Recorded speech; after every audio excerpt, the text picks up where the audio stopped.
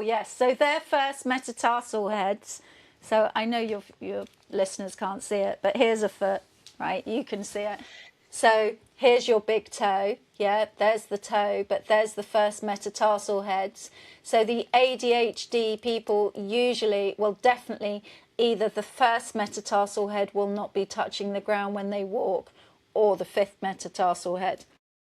So these 3 points, the first met head, the fifth met head, and then the heel, are what we call a foot tripod. No ADHD person has a good connection with their foot tripod.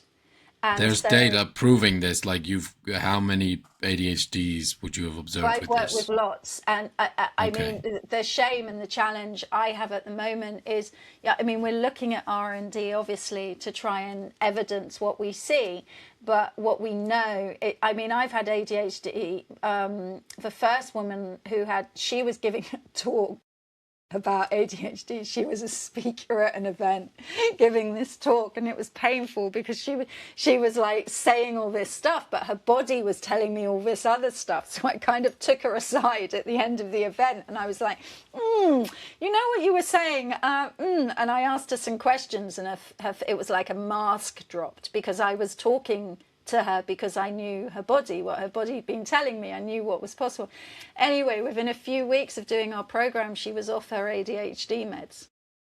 Because once you get the stability, once you get the foundation, what is ADHD? It's a mass disorganization. It's a mass unmanageability, whilst also, that person is probably a very, very intelligent person, like with all these magical superpowers, and yet can't organize any of it because the actual internal scaffolding of the body is completely unstable.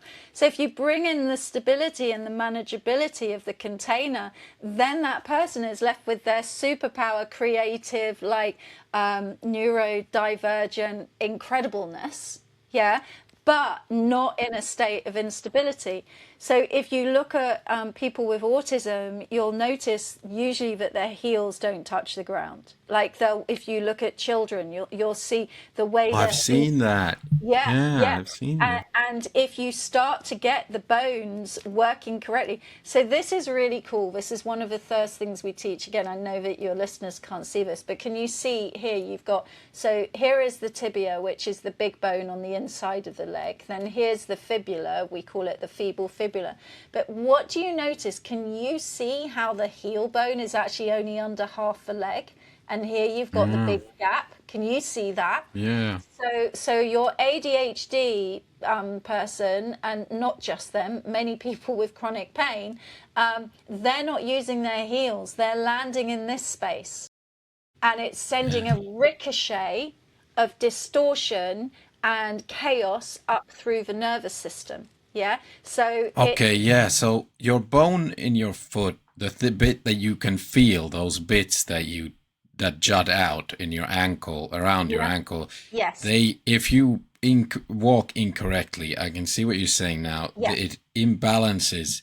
You yes. put your entire body in an imbalance. Yeah, think of a table. If a table's wobbly, do you just hold the top of the table? Nah.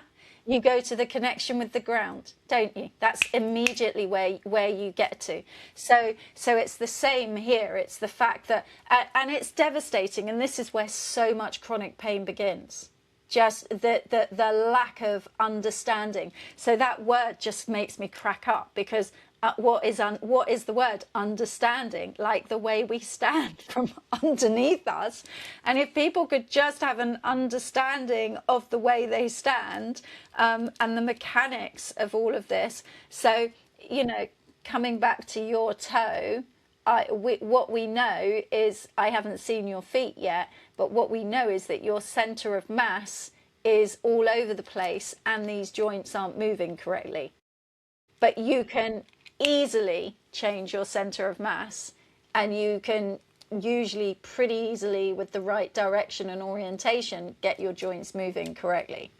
But you do need to know how to do it. But that's not difficult.